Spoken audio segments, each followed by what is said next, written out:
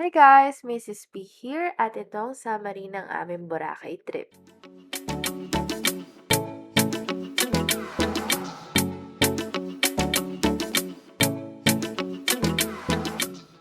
At syempre, para makapunta sa Boracay, kailangan natin sumakay ng bangka o kung ano man ang tawag doon.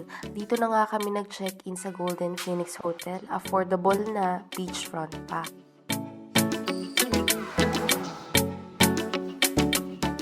May kasamang breakfast na nga rin pala tong package na nakuha namin sa Zydray Travel and Tours. Sulit na.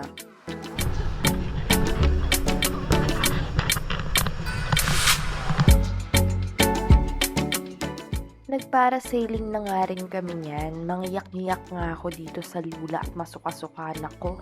Enjoy na enjoy naman tong asawa ko.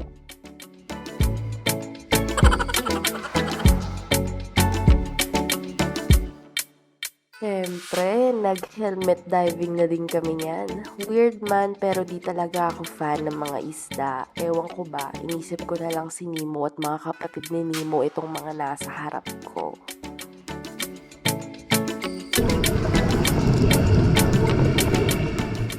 Nagpunta kasi kami niyan, iba rin naman talaga ang panahon at maalo na talaga. Kaya naman, para hindi masayang ang binayad natin, go lang besh, sagwan lang ng sagwan.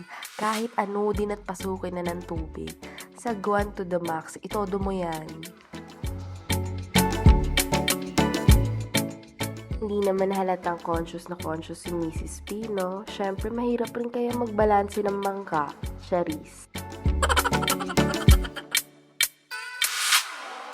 Di mo malaman kung nag-e-enjoy ba o pagod na sa buhay eh.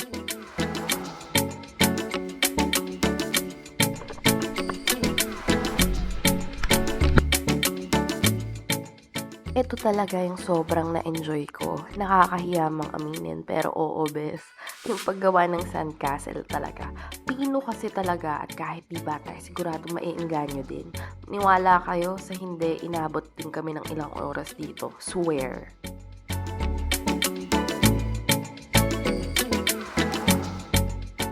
Sabi nga nila, health is wealth. Hindi masamang kumain ng kumain, basta alalay lang.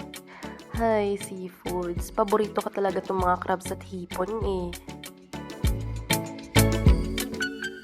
Siyempre, hindi mawawala ang dessert. Ang paborito kong ice cream.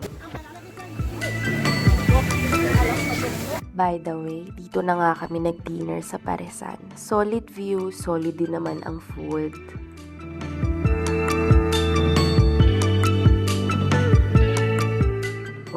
At sa bawat pag-alis, syempre laging may pasalubong.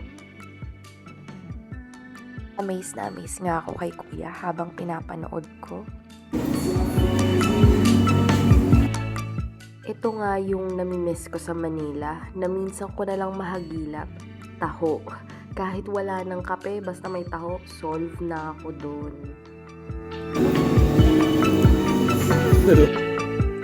Almusal tayo guys!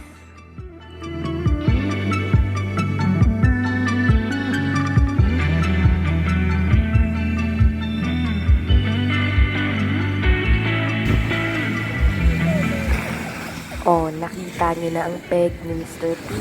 Yan nga yung time na takot talaga akong sumakay ng bangka. Gusto niya kasi pumunta sa gitna niyan.